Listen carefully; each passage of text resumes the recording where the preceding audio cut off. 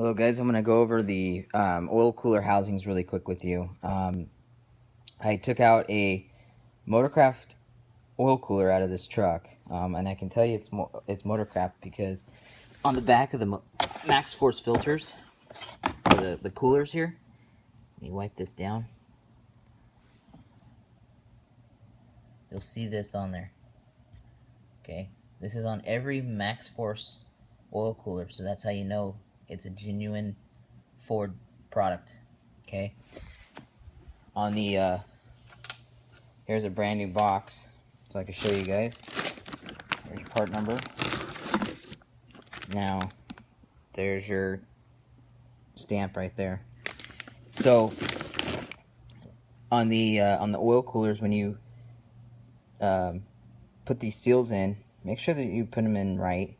And the last one that was in there, this is what it looked like, and you can see how it got all twisted up.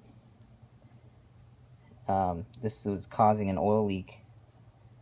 So if you're not putting stuff in correctly, you're just looking for problems. Make sure you take your time to put things in. Another thing, he was using a Baldwin filter. I don't like them because they fray. You can see on this one. I don't like anything that's not aftermarket or that's not OEM. Any aftermarket filter, I haven't seen one good one out there yet that holds up to the OEM standards. This is a Motorcraft filter here, and you can see that it's not fraying.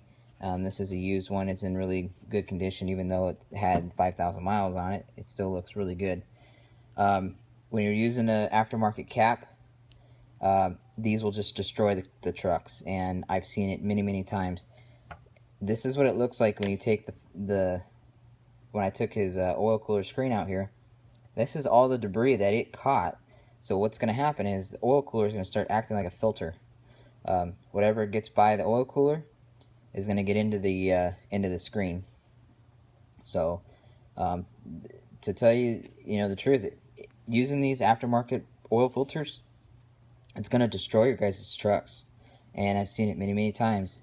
I don't like them. Anytime I see a truck on them, I tell them to get that off immediately and go right back to the Ford cap, okay, and use a Ford filter. Another thing, on the O-rings, all the O-rings on these trucks, even the water ones, I always take a little bit of grease, okay, and just grease it up. And that way, when you tip this over, okay, it doesn't fall out. I also take a little bit of grease and I grease up the inside of these holes right here. So when I slide the new oil cooler on, it'll slide in nice and smooth. It doesn't bind, and the O-rings, you don't have to worry about them ripping or catching. So I grease these up a little bit. I'm just using just a Maxima waterproof grease. Nothing special.